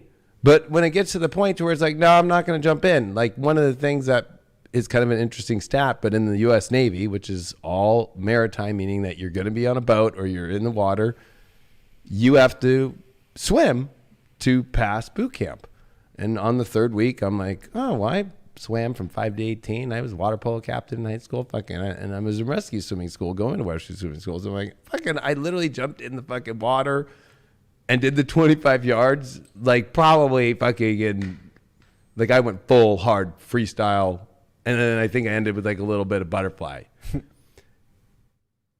Over 60% of my whole entire division, which is over 100 people, so that's over 60 people, didn't know how to swim. Wow. And so that week, those people had to go and learn swimming, and to watch grown men, to watch grown women cry to go into the water, it's very similar. Scorpio's water, but it's fixed water. The deep end. It's the deep end. And so like when people are afraid of water, it's like there's like a fear also of the deeper emotion, the deeper intimacy, or gosh, I mean, I this show, I was like, good thing I'm single while I'm starting this show. Yeah, me too. Right? Like, because, you know, one of the things is like a girl who's afraid of it being all wet or letting me spit or getting all up in that fucking sexy ass fucking everything going on up there. That's a red flag.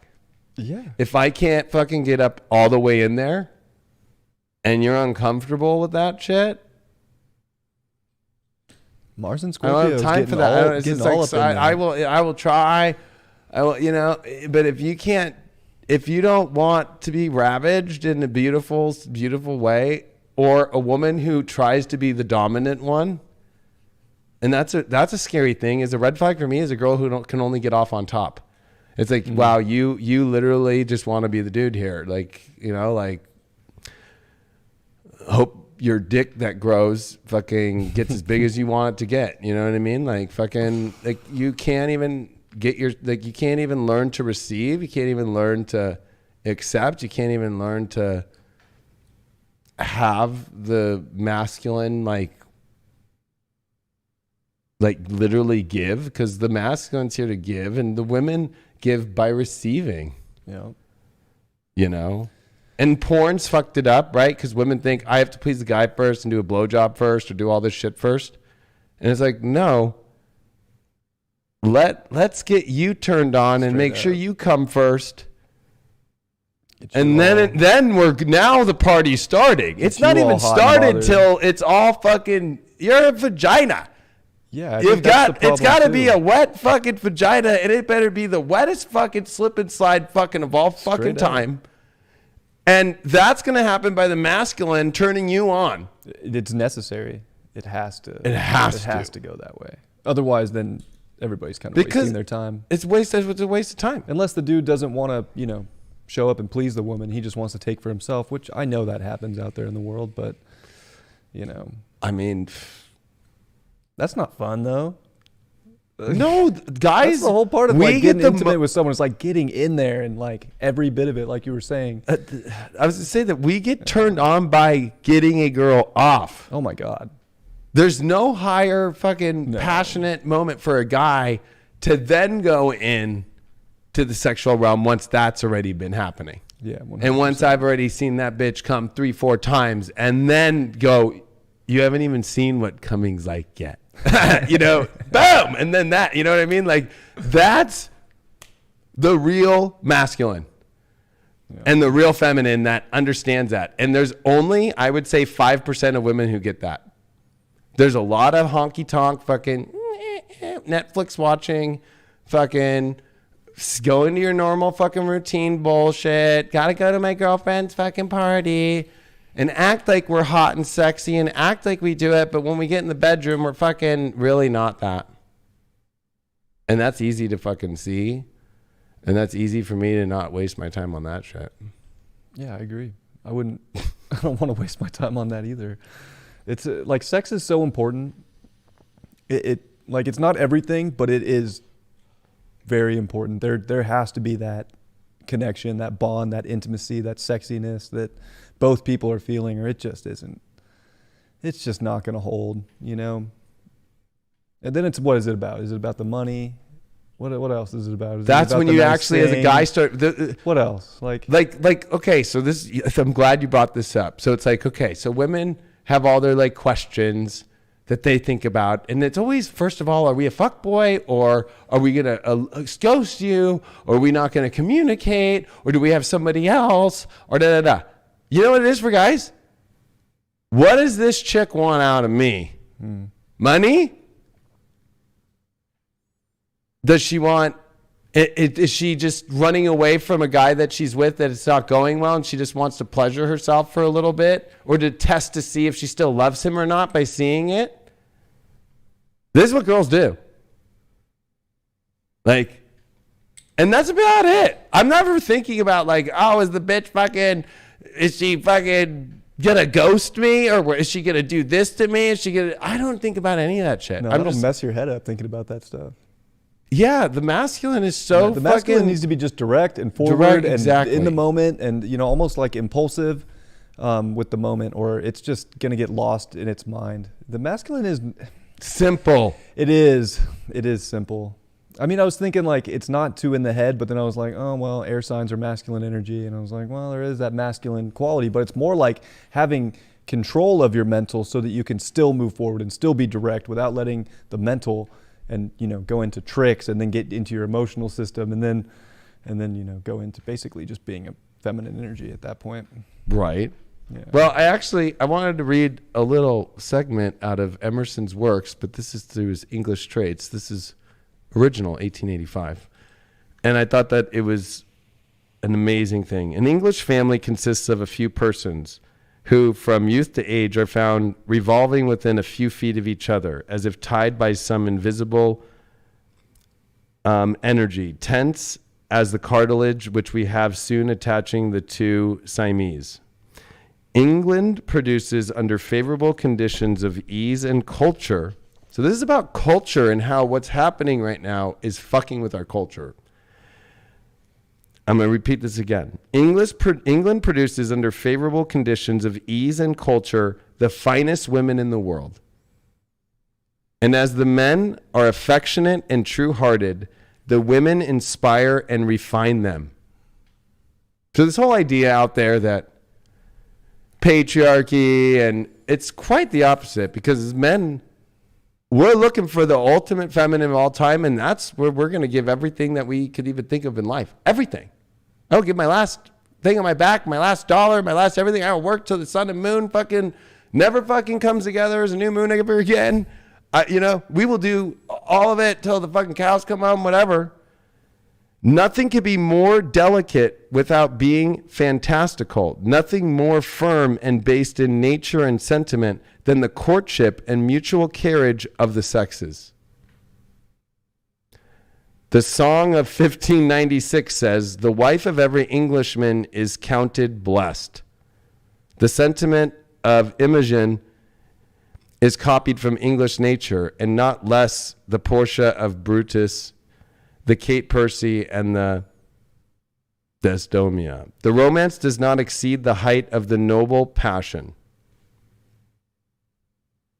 So there's a nobleness, but there's also this understanding, I think, of the courtship is more than just the understanding of how you date, but the actual courtship of masculine and feminine, and that the home base too is what creates a much higher society. That he goes deeper in, if you ever have read Emerson, but I don't know if you have, but there's so much that Emerson covers, and he was a transcendentalist, which that movement is what spirituality is today. Yeah. And that women are now so lost from the spiritual truth, from understand, and it's like, and I understand their obsession with Isis. It's almost like they look up to Isis as if she's fucking an Instagram model. Like this independent woman spreading her fucking insect wings. Isis and Lilith. Insect wings, not bird wings. Insect fucking wings. Isis and Lilith are so hot right now. And when you have Madonna, you have all Katy Perry, you have all these fucking Illuminati fucking freak show flag fucking women out there, blood ceremony fucking drinking fucking weirdos out there, trying to dress like Isis as the praying mantis, because that's what she is. It's not a fucking bird. With her little army as the queen bee that just wants to steal from everybody and send her little army of all of her little fucking Instagram followers or all of her boys that she knows or her gay boys or all this shit out to go steal and rape and pillage everything from other men out there and take. Oh, I just went. Damn. I told you to drop bombs on this fucking show. Drop bombs. I don't even know where to go off that. That was... It's the insect. Always comes back to insects right now, some way or another. Or, I mean, succubus, incubus. Like, yeah, there's incubuses out there, but succubus energy that's trying to steal your power. I've been through that. I don't even want to go into that. But when I see in my life and I give all my love and everything, and then it's taken from me and literally copied, it's just like, wow. Right? You're stealing my soul's unique imprint and what it does and taking off with it and acting like I don't exist. Cut and copy and paste. And boom. And paste. You can't forget the paste. I mean, that can happen too, though. And I guess that's just another situation in life where, well, that's how it's split. That's how we go about our different ways. You took what you wanted from me, whatever that was, and you're going to use it now for your journey. I mean, but that succubus, incubus energy goes around, right? Oh, for sure. Like divine masculine is not here to take the soul's energy of a woman away. Nobody, masculine or feminine, is here to take that energy away from someone else. But I think where the feeling of women today from the patriarchal standard, if they go from that, comes from guys like King James, who wrote Demonology, who put, women as the witches and who have, but I want to just I'm here to kind of flip the script a little bit here and go, well, you have to also look at it the other way is like, if you're not like there, how many readings have you done, Brian, where you've literally done this woman, she's married and she fucking hates the relationship, the marriage, whatever it is, and she comes to you and it's because of how much, and it's like, wow, you've been doing this for this long, and then you've given every marker where the exit was there, and this is like the universe being like, uh-oh, it's going to be Tower card times 1,000,000, right? There's that whole feeling, if you're not strong enough to be a divine feminine and be with what you really want, and continue to be with the guy that you don't like, the guy you're not attracted to, the guy who provides but that you don't want to be with, and do all these kind of things, and because, I don't think I'll find better or whatever. Oh, there's always a story. There's always, that's succubus energy. I'm just going to take what I need and keep them alive on IV of that I'm here. Yeah. And make them stay, keep doing it. And that's the same thing. And no guys do that. There's maybe some guys, I've heard it from women, right? Guys who like use their girl like to keep making the money for them, and then like they don't do shit. I but think it's that's always a little bit more rare. Yeah, exactly. Than the other way around. What do you think about that though? Well, I mean, it's spot on. I would say 80% of the readings I've done for clients that were women, and some men in there, but mainly my clients are women that are married. It shows up in their transits and their chart, and I'll ask about their relationship, and 80% of the time they're like, not very happy. It's like so common that women will stay in a relationship, usually a marriage, for whatever reason. Usually it's the stability of a home or kids, instead of like taking that initiative step for themselves and actually using that would be a positive time in life to use the masculine energy for yourself, is like, wow, I need to get out of this situation. My heart is not happy anymore. I'm not in love. I'm just going through the motions. I'm just staying here for some societal image of what people will think, what my family will think, what's going to happen, like all these different stories. And it's sad to see people get stuck in that loop, right? And try and help them through it and be like, there's ways out. You have a lot of good things that can come in the future, but if you don't liberate yourself in some way now for what your heart really wants, you're probably not going to reap the benefits of what's coming and see that fully come to light. Right. You'll be too stuck in a situation that wasn't, lighting you up already. But I think like astrology wise too, I guess this is where I see it. I see there's always these marker points, and they get more intense in either your evolution, which is always, it's going to be evolution, but there's also that evolution where it's like, you're not learning and this is going to go really bad to make you wake up fully. And it's always relationship stuff. It's because that's our reflections of what we're doing, so we can actually see what we're doing. When a woman's a succubus and they're constantly keeping the IV on to keep taking and to keep taking it, while at the same time drawing others in, right? Yeah, that's like drawing others in on the side, right? That's the there. succubus energy. I can tell it right away. I don't give a fuck how hot you are or how fucking cool the connection might feel. You're still with fucking somebody. Like I've gone through that a couple times, and I'm like, no, you know what? That's right. So it's like, it's one of those things where it's like, that's just like I would say that's the hugest red flag.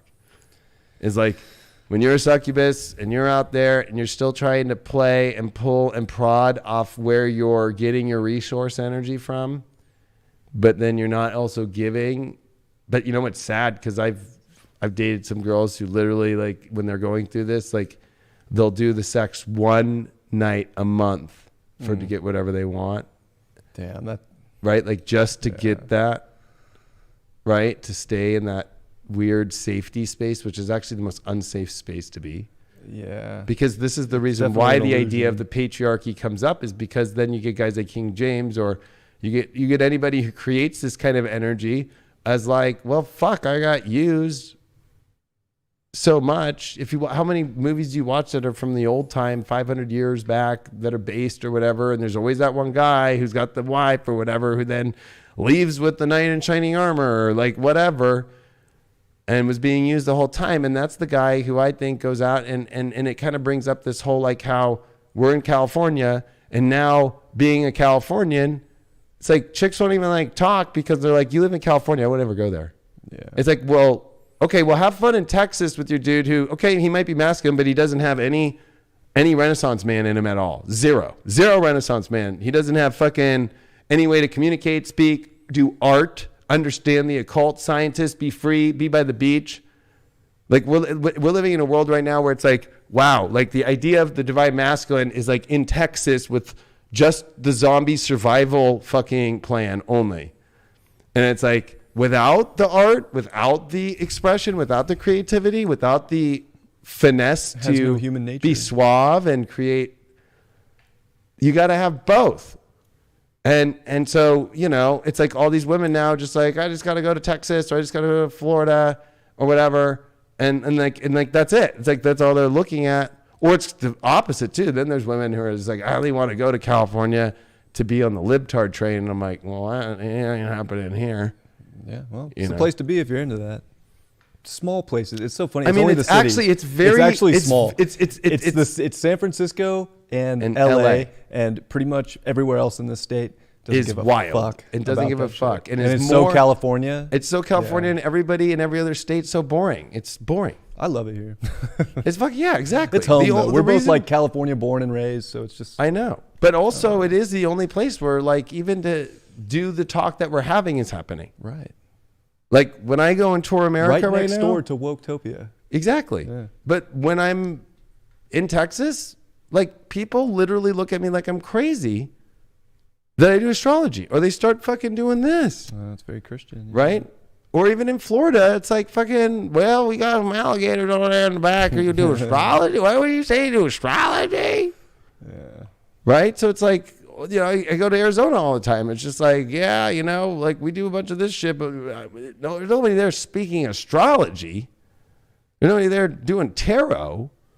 So I think that, you know, like this whole like, and you know, what's funny is I have more survival gear than most people in those states. Because it's about as a divine masculine. It doesn't matter where you're at. You know your mission. You know where you're supposed to be. And fucking, you create your reality the way you want. And I think that's a big red flag is when the reality can only be created in this one way. And especially I smoke cigarettes. I vape. I fucking drink soda. I am going to be 38 in 2 weeks. And I am so healthy. Never go to the hospital for fucking no surgery, no bad energy. I have nothing. And fucking judging me about all that kind of shit while you're the one who's like, I fucking have this and I have that and I fucking have to do this and my stomach doesn't, I have to eat that and my stomach does this and that and then and it's like you're weird on me right now. Maybe I should be more weird on you because you haven't figured out how to fucking fix your fucking self and you're eating all this fucking woke-topian idea that was all sold off a fucking Netflix fucking documentary on you. Yeah. Fucking to fucking get yourself right, which has actually fucked your whole thing up. And I'm fine and everything's going great and I'm manifesting and creating everything and you're sitting here and your whole day is about stressing on whether or not you can digest a fucking piece of salad. I know. It's crazy because that fucking health nuts. community is so wild. People are so quick to judge you based on what you eat, what you do, how you take care of yourself. And it's such a weird thing because it's usually the people that don't give a shit and just live their life and do their mission and like handle business that don't have any problems. Like I'm very similar. Like I smoke a vape, I eat whatever I want. Food is just fuel to me. Like I don't trip on it. Right. I just eat a meal a day because I need fuel. It's very simple. I don't like go crazy. Sometimes I'll get a donut because they're like my guilty pleasure. But it's like... So Capricorn. But it's like if I'm staying busy and I'm in the right place mentally and I'm not holding a bunch of weird guilt or a bunch of weird shit on myself, I'm so good and strong and in my body. And it doesn't matter if I drink a green juice or eat only salad or don't eat. It doesn't matter. I can eat Twinkies and hamburgers. And as long as I'm doing what I'm meant to be doing and staying mentally in the right space with who I am, I don't change. It's crazy. It's so weird. I know. And it's like the people too that are so worried about that stuff. They have so much going on mentally that they're causing their own diseases. They're holding on to weird stuff. It's true because when you go spiritual, you go into that really crazy awakening process. And, everybody will say it's Kundalini awakening. That's a red flag to me. I'm like, do we really know what the fucking process is? It's just a fucking, your wake up is crazy. The best way it describes in the Matrix is when Neo wakes up, he starts throwing up. And it's a crazy thing of the mind to wake up to the reality that's really true and the real shit going on in the universe that's actually real, that we were all programmed differently. When we deprogram ourselves,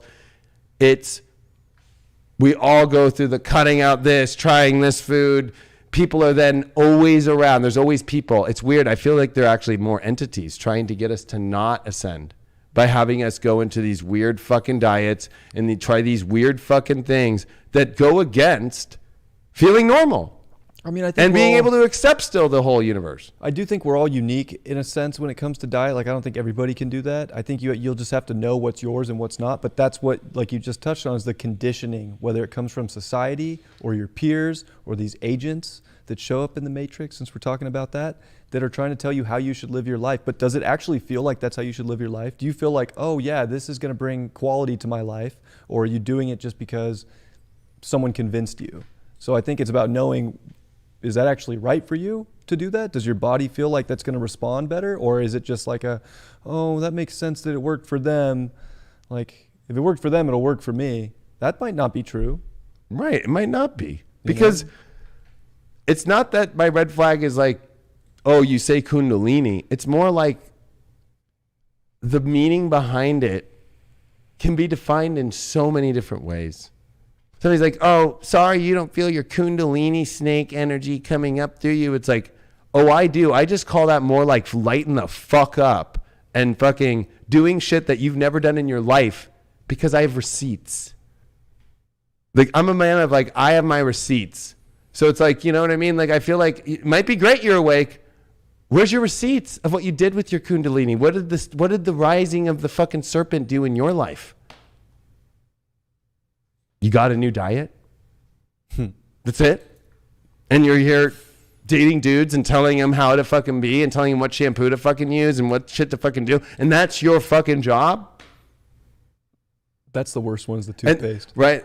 Or the toothpaste and the fluoride and like my third eye ain't open. It's like fucking, okay, well, why don't you sit and do a horoscope every day, literally every fucking day for fucking 10 fucking years that's been out to the fucking world, plus doing daily tarot every day since 2014, doing 10,000 plus readings, building fucking TV studios, spiritual shit, and you're sitting here telling me fucking that my third eye's being calcified because of fucking fluoride when I did fluoride the whole fucking time and drank soda and was fucking running, not miles, not laps, but fucking lifetimes around you in this life.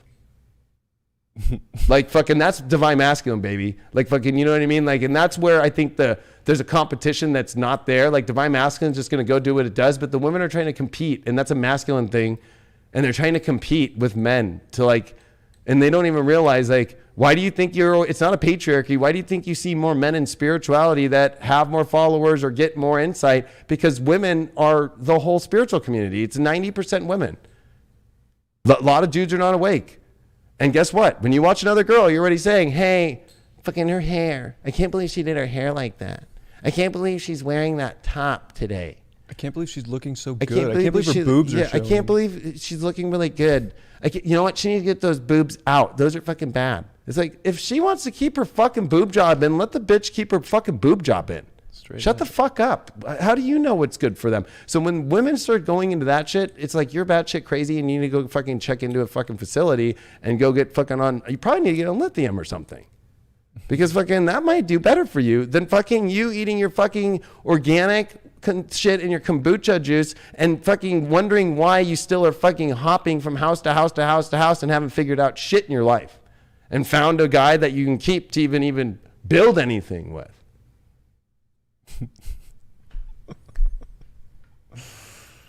Straight up though, I don't know exactly I've had to fucking hit it pretty hard. I think we really need to stop judging each other on stupid little superficial things like that. Whether it's, a girl that had a boob job before she woke up and then she became spiritual and now she just happens to have big boobs and still does the spiritual work and her connection's on and everything's good, but I'm going to hate on her because, again, of these things that who cares? It's just an avatar. We put so much weight on this avatar, and I think sure we want to keep it, in a good position and treat it well. But what's up with the soul? Like, what's that soul actually saying before we go judge them based on these, little appearance things? But well, the only judgment is from the divine. The only judgment is from God.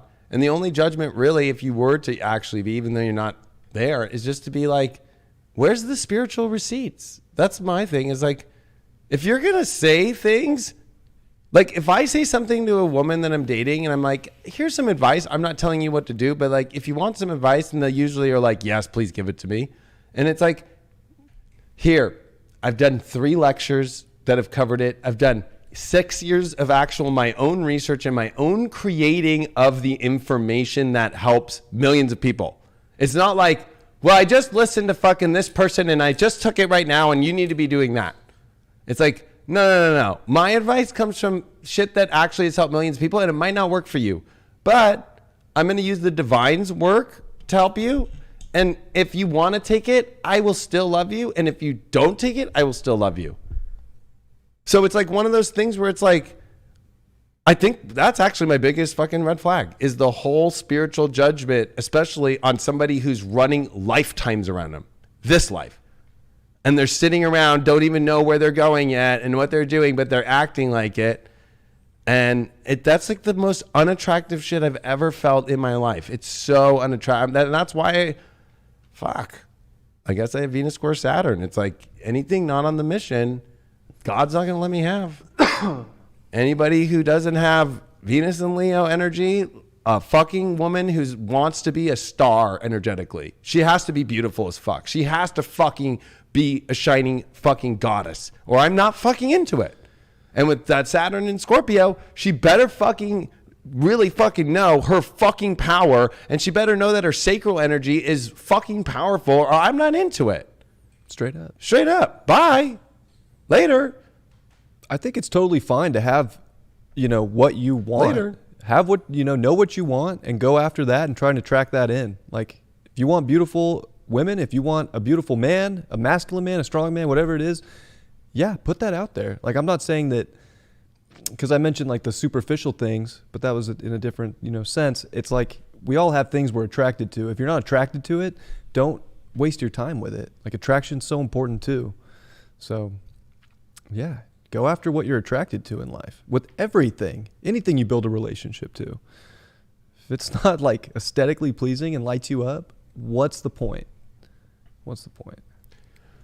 And then I think, as we kind of come to the end of this one, because there's so many subjects this show every week's going to cover, I think spiritual red flags are things that are really where I think the way that I would assess it now is fake spiritual, which means to me not receipts, and like being willing to be vulnerable and admit like, hey, I'm spiritual, but like, I know maybe I'm not the best at manifesting this life until I find my counterpart. Like, to me, I think that women have a problem with that, and that's their number one issue. And then there's women who are here to fucking kill it and make it all happen and manifest like a motherfucker, but then they have to be willing to open up to a guy who does that too, instead of always picking the ones that are not, because then they're like in a control weird position. Like, I'm trying to lift my woman up in every way that I can, just as much as I hope she tries to lift me up, make this place better, make my life better, make my spiritual life better, me make her life better, me make her better. And that should be a fucking together thing. But I think that, to me, it's this fake spirituality. It's like all fucking spiritual, but yet a fucking train wreck that acts like they know how to run the train when they're on their like 18th fucking train wreck, and fucking literally just bodies scattered all over the fucking place, and acting as if they've got it all figured out and projecting it on that you don't, and that they know the way, and they're trying to redirect your life that's on a mission that actually's got the receipts. To me, that's my biggest red flag. I think that's the biggest red flag, is like understanding, hey, wherever you're at, but also understanding like men, because this is a show where the divine masculine is going to talk. we will keep coming if you keep putting the pollen out. Like, I fucking don't know how to, if you're just so slackdaisical about wanting to be that, like, there are girls out there that fucking love pumping the pollen, and they might not even be as spiritual, but I'll usually pick that over no pollen in spiritual, because fucking you're not pumping the pollen. I have no work to that now, dude, and I'm not going to want to work on, I'm not going to be throwing everything I got to do the 5 to 10 orgasms a night, every night, on somebody who doesn't want to throw their pollen out and doesn't know their beauty and doesn't know their fucking succulence of the beauty and the fucking nectar of the gods that I'm willing to drink every fucking night. And not fucking own that. If you want to be Lilith, like, fuck you, I can do however the fuck you want. Because Dylan hit me up, and when I was channeling about Isis, he's like, no, you were channeling, it's fucking Lilith. I was like, you're right. Yeah, you were talking about Lilith or Isis earlier. I was like, I know. it's Lilith and funny. Isis. And then Dylan so just hit me up, right and I'm now. like, I have to bring it up because it's like these women now are obsessed with Lilith, and they don't even realize she goes against the whole divine order, literally. And that is what we're seeing in the spiritual movement of women, is this whole fucking Lilith movement. They don't even realize they're turning into Lilith. And I'm sorry to say, she goes against God. She goes against the divine. And I know that there's arguments on each side. I get it. But I'm just saying, like, she also goes against the courtship and the union and the divine union. Yeah, she tells the divine union to go fuck itself. Yeah. Because Which is fine because if you it's need to do that in judgment your life, against but- the divine, whether you want to use the story of Adam and Eve, but really Adam and Lilith, right, and all that. I understand how, well, that's not what I want, right? But that's also the same way as, like, I don't want Pluto to oppose my sun at the beginning of 2023. But I'm not going to go, fuck you, God. Pluto ain't going to oppose my sun. It is. Pluto is coming into Aquarius at 0 degree, and it's going to happen. Not a damn thing you can do And about there's it. not a damn thing I can do about that shit. And fucking that's the problem with women today. Like, I am going to change, and they change their astrology too. I want to, you know what, I'm going to shift the dates a little bit. I think it was 8, but actually it was more of this, or I think it was 10, and I think it was, just to make it however the fuck they want. It's fucking crazy. I'm definitely a Leo rising, not a Virgo rising. Right? I mean, you know, like, it's fucking crazy. It is. Well, I just feel like, I don't know. So I don't know how you would like to kind of put your last words in on this, but. yeah, I mean, I think this was a fun show. I can't wait to see how it evolves and where we start to go. I think we're just coming into a time where we have to start relating differently to each other, and we have to stop controlling, and we got to kind of figure this out together. I don't think anybody knows the right way that it's supposed to go down necessarily, but I hope that this show just opens things up enough that we can have talks about, you know, what we like, what we don't like, what, you know, what's going on, how we feel, and try and, like, you know, put it out there of, like, different ways that we can all relate and that we can all come together and we can all have that divine masculine, divine feminine relationship, and start to figure this out, because the old way, it's just not going to work, like I mentioned earlier. So the more we can start doing things differently and relating differently on a more divine level, I think, where we are using more of that masculine, feminine energy of definition and reception, on all areas, we're going to do better as a collective, and we're also going to find more love, more happiness, and less situations that we feel like we have to heal from, because we're all so obsessed with healing. But I think we need to be obsessed with living, you know. Well, and you know what? It brings up, because I think you're right. The show's going to be the open conversations. It's going to be, but also it's the divine, the masculine's point of view of things, because we're not seeing it enough. And that was why I did Deep Love Tarot. But I think that there's an addiction to tarot. Right there now. is. The YouTube community, the reason why I've pulled back from YouTube to come back with all these new shows, this show, the one with Dylan, there's some other shows that I'm creating right now. And I've put a lot of fucking time and effort and money and everything and spirituality and into it, because there's a fucking crisis going on in the spiritual community, addicted to watching tarot to find the solution to your love issue constantly. And it's just rinse and repeat. It's rinse and repeat, rinse and repeat, and always about, can I get back with my ex, or are they thinking about me, or what are they thinking about me right now? And it's putting you back in the past. It's putting you back into fucking horrible shit. It's putting you constantly backwards. It's putting you right into your head. That's a good point too. The tarot reader will throw out a Three of Cups and tell you that there's another person involved. And then all of a sudden you're right back in your mind, oh, there's another person involved. Is that even true? Are you now projecting something onto your partner that's not even there? That's the worst as a masculine, when you just get a projection of what's going on in your head from the relationship, from your feminine partner. Like, you're doing this. You're thinking about this person. How do you know? What do you mean? What proof? What receipt do you have? I had a dream. That's happened to me multiple times. Say it. I tell people. It's I funny. would wake up in the morning in my last marriage, and my wife would be mad at me, and I'm like, "What is going on? We went to bed. Things were good. Oh, nothing. Just you fucked that slut in my dream.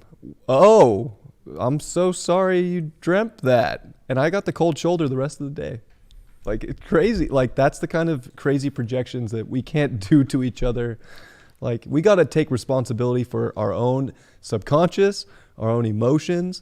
We need to have more self-accountability, all of us. But I'm going to throw it a little bit on the divine feminine here. Like, accountability for what you're feeling, and not, because that's where we over-intuit life too. Like, it's true. I know that our intuition's a powerful thing and we need to use that, and it's an amazing guide in this life, but we can over-intuit certain situations and read into them when they're not even, and it's very Piscean at that point. It's just an illusion that you made up in your subconscious. Yeah, it's going beyond the realms of reality at all, which that's what Neptune and Pisces represents.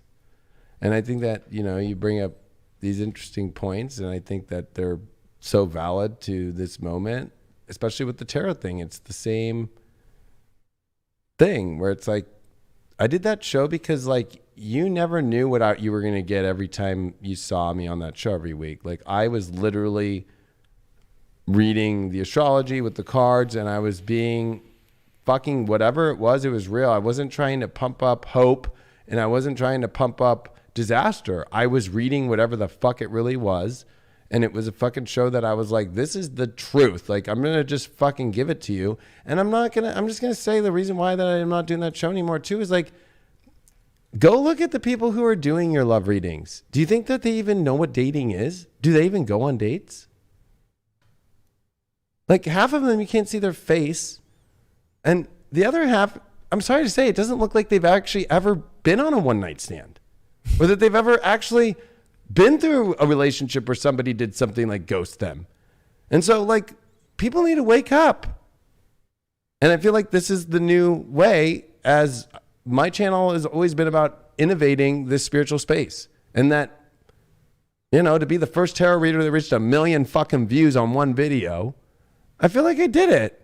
And fucking I can move on to this now, to these talks. Instead of Jada Pinkett fucking Smith, who we obviously know is fucking, that's a great example of her fucking corralling the masculine into where, then what does the masculine do when the feminine succubus is the shit out of him? They go up and do a bitch slap. Like, he's turned into a feminine now. Yeah. So, and the show's trying to rise the masculine up to not deal with this feminine energy out there that's fucking succubusing you into fucking being a fucking woman. And turning you into a little fucking gay boy that fucking is slapping people around and shit instead of fucking being a fucking man. I hate to say it, but that's the truth. And so, this show is all about fucking having these combos, but at the same time being like, yo, there's not enough representing that masculine energy out there right now. And if it is, it's political, or it's overly masculine, like shooting up roids and trying to, like, I need to show you how to be survival in the woods. It's like, okay, that's nice, but fucking I already did all that shit in the military, and fucking Indian guides and fucking tiger cubs and fucking, having a dad, and you know what I mean? Like, fucking, so it's like, where's the spiritual combo on this shit? There is none. Until now. And unless you want to go watch fucking jacker of even trying to build his own fucking site, an app called High Viber, who just says the same fucking thing on every video. Same thing on every video. And tries to act smart in his house with a fucking whiteboard. Like, I'm sorry to say, that guy is a fucking fraud. And I'm just going to say it right now as a divine masculine. Like, that guy looks like he fucking cries. It looks like he fucking cries just looking at himself in the mirror. Like, what happened? And it's sad because it's like that guy actually I think is a good guy and can do great things. But you could just see that he's struggling to come up with content and originality. And he's struggling to encapsulate people in the spiritual community and acting like as if he's bringing something original. He's not bringing anything original. Zero. He's a copy. So, that's the reason why Deep Love Tarot's gone. That's the reason why, because better and more important messages and talks need to happen. The show that's being down with Dylan right now, same thing. Thank God. That show's fucking the real deal, just as this show is. No show on High Vibe, including all the horoscopes every day and all the content that all the creators are, it's real. It's not this fake spirituality that is going rampant right now. And you know what? I have the receipts of being there, and I have the blogs of being there and waking you up before 2012 and all that shit. So if you want to be on the real shit in life, join High Vibe, because that's the real thing. Is the highest vibe we can be is being honest. The highest vibe that we can be is willing to be and accept the universe as what it is, but being willing to see the things. And people think High Vibe is not being about calling anything out or anything. No. Archangel Michael is the highest vibe of an angel that literally is God's military commander. Like, you have to call out truth. And High Vibe is about truth. Spirituality is truth. Light is truth. Yes. And so I'm glad that we got this show going off. It was a good it was a good way to get it popping. I'm stoked on the new shows here. So am I. And of course being part of this one, but big things. Oh yeah. No, I think it's great, and I'm very proud of you, man. I mean, I told Brian, I think it was last week when Dylan and I had finished the show, I was like, man, Brian slipped in the divine moment at the last second. Call. Like last call. It's true. And you listen though. And I'm very proud of you as your buddy and as somebody who I work with you and do this divine work with. I'm proud of you for the soul that you are and how fucking fast and rapid you've ascended, that you followed your destiny. I really appreciate that. Big time. You were a big help. You just showed up at the perfect time in my life. And gosh, it's crazy how things work out when you do listen to that code within you that's trying to make your life, go to that next level. And there's so many different things that we can trick ourselves into not doing when we know the right thing to do, even though it's not often the easy thing to do. But man, I can say that when you do that hard thing in your life and make those hard cuts to get where you need to go, the universe opens all the doors. And I've seen it firsthand. Right. So. Well, and I think it's too, like when we were at Don't Trip, it's like there's bromance, like there's like Divine Masculine has friends, and it's like about creating together and not competing against each other and coming together. And that's why I love what Eric and Risky and Danger House Risky and Brett have done, have created that environment and that family. And it's like here at High Vibe, it's a similar thing. Like you and I have like a bromance, like if you're trying to date a dude, women, or you're a guy out there and you're wondering why you don't have friends, it's because you're not around real friends that actually want to create and be part of a mission and be part of a higher thing that we can bring and contribute to the society and life and the spiritual place in life. Like, you're not going to find it. Like, you're just going to find your friends at the bar, and they're going to be cool with you when you're drunk, and that's it. And they're not going to be there for you when it really fucking matters.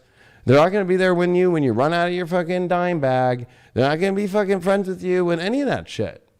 And that's what I see also in the feminine is that's the only time your girlfriends are your girlfriends, is when you look the right way and you have it all figured out from your look and the right party or whatever for a picture, instead of it being for the meaning of being together. And that's changed. It's like crazy now. It's like, and more women are at home sitting alone, talking to their girlfriends about things and not coming together and hanging out anymore. And it's fucking crazy to watch as the guys now are the ones leading the way on like how to be, friends and how to go create things together. And in the spiritual community, women are just all segregated. Like, they don't like to come together. It's always like, I don't want to work with her. I'm thinking, nah. It's fucking crazy. It's crazy. So, we're going to have some good talks. This was a good first show. It was. Well, make sure that you join High Vibe TV. We'll be here every Monday. The show will be earlier, probably around like 7 p.m. Pacific instead of 9. Of course, we had some sound issues at the beginning of this, and this was our first one, and we were getting all the stuff ready and figuring out some extra set stuff that you can't It's kind of wild doing it. No one over there. I know. It's pretty cool. It is cool. It's a ghost. Yeah. It's just And us. you know what? I'm okay. If the ghost is running the show, the ghost is running the show. If I Sometimes. get ghosted, Hey, sometimes I you just move gotta on trust. to the next fucking thing. Sometimes I you don't just know. gotta- I don't know what. It's you like just gotta not trust. hard. You It's just not gotta hard trust. because that person doesn't want to be with me. Okay, great. You just gotta trust that it's gonna work sometimes. I don't have to have the convo. No. That's the convo. The actions speak louder than words. 100%. It's like that's where I fucking- think people can write receipts in the moment is by actions. And you were Right, talking and a about true receipts. like masculine is going to know how to get where they get in their life because men get ghosted climbing the ladder of life and being a man. Like, you know, it's just like, oh, that dude doesn't want to help. I guess he's not showing up. This chick doesn't want to show up, whatever. It's not stopping me from getting where I'm going. I'm not going to get all emotional fucking about it and lose my whole fucking life and cry about it for fucking 10 years and play fucking trauma games all day. Yeah. Fucking and not get anywhere. Like fucking that's just horrible. Like what kind of life is that? That's I think all- the worst life, honestly, I would be like, God, bring me back down. That's why people keep coming back down here is because they're living that. And if you're living that right now, you better get good with yourself right now and make those changes so you don't fucking have to be like, God, bring me back down there because that was a fucking waste. I'm sorry. I do not want to go when I meet with God again in my divine state and have that divine moment of like, I'm sorry that I wasted your time and mine. Yeah, I don't want to have that conversation again. No, fuck no. Oh, I've Over already some had that bullshit? Oh, what? You got ghosted? God's going to be laughing and be like, I did that because that just wasn't meant for you in that time. You didn't see all the other things that you could move forward in? You just stayed fucking in freak out mode?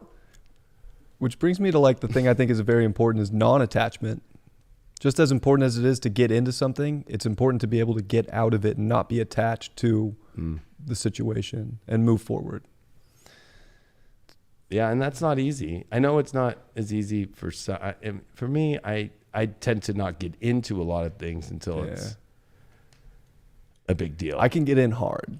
I'm an emotional generator. I can get in and stay. But what I've learned that's been the most helpful for me is learning how to be non-attached and let things go when they need to go. And it's helped me a lot in my life. And I don't mean like being disconnected or unattached. It's just when things switch up in life and you got to go innovate a new portion of your life. Don't be so attached to the old. And I think we're moving into a situation in life too, again, where that's going to be so helpful. Just how non-attached can you be while simultaneously loving every minute of where you're at? Right. I mean, and that's hard because we can get lonely or we can feel like we need somebody to go through the hardships of life, especially now.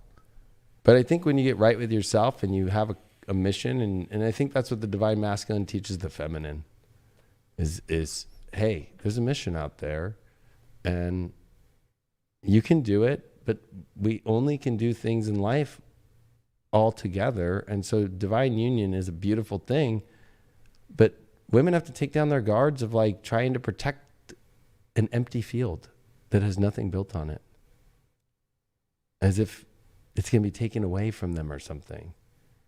Or you'll know a divine masculine, they'll have the receipts.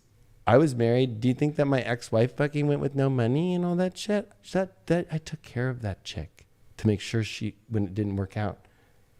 So women are afraid, like, but if I go in, then what happens if it doesn't work out? Then I go into nothing again? It's like, no. Then you already are assessing the dude wrong. Yeah. The divine masculine has integrity. Correct. That women are protecting fucking empty space. Protecting your studio apartment.